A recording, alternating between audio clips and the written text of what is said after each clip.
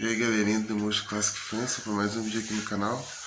Tô com esse Betânia aqui sem modelo, né? Ele é da série, queria ver se ficava mais bonito preto e dourado, né? Dizem que teve Lumitar, o meu é Britânia já, tá gente?